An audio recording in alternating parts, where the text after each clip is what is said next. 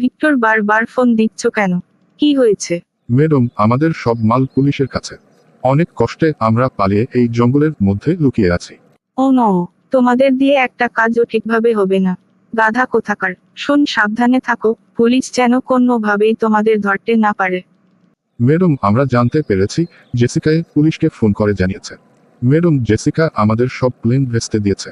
Jessica আমাদের চক্রের সন্ধান পুলিশকে দিয়েছে। কিছু একটা করুন ম্যাডাম। ভিক্টর, কিছুদিন পালিয়ে থাকো আর আমি না বলা অবধি কিছু করবে না। আমি দেখছি কি করা যায়। কি হয়েছে? জেসিকা আমাদের সব প্লেন ভেস্তে দিয়েছে। ও জেসিকা, তোকে আমি ছাড়বো না। না, এবারের সময় হয়েছে জেসিকাকে নিয়ে খেলার। জেসিকা, তুই আমাদের সর্বনাশ করেছিস। এবার তোর সর্বনাশের জন্য তুই প্রস্তুত হয়ে যা। শ্রমের বাসায় অনেক কাজ জমে গেছে। আমি একা একা এতগুলো কাজ সামলাতে পারছি না। একটা কাজের মেয়ে রাখলে ভালো হয়। বেশ তো, রাখো। তোমাকে কে বারণ করেছে? হ্যাঁ, রাখবোই ভাবছি। স্কুল, তারপরে বাসার কাজ। উফ, আমি যা হাঁপিয়ে গেছি। তোমাকে তো আমি অনেক আগে থেকেই বলেছি একটা বাসায় কাজের লোক রাখো। তুমি তো আমার কথা শুনলে না। আচ্ছা, কাজের লোক কিভাবে পাবো সেটাই তো বুঝতে পারছি না। আরে একটা বিজ্ঞাপন দিয়ে দাও না, তাহলে তো প্রবলেম সলভ হয়ে যাবে।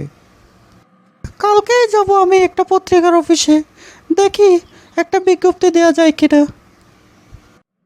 বাহ এসকট, বাহ, শেষে কিনা তুই আমার বন্ধু হয়ে নেশা খাওয়া শুরু করে দিলি। আরে আমি ইচ্ছে করে খাইনি রে, ওরা আমাকে জোর করে খাওয়িয়ে দিছে। তাহলে তুই কিছুক্ষণ আগে লুকিয়ে সিগারেট খাচ্ছিলি কেন? ইয়ে মানে বন্ধু, তুই কিছু মনে করিস না রে। আমি না, সিগারেটটা আজকে একটু ভালো লাগছিল তাই খেয়েছি।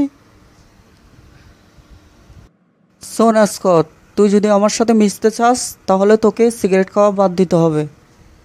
তো আমি তোকে কথা দিচ্ছি, আজকের পর থেকে আমি আর কোনো সিগারেট খাবো না। তুমি কি ওখানে দাঁড়িয়ে থাকবে নাকি আমি ভেতরে চলে যাব?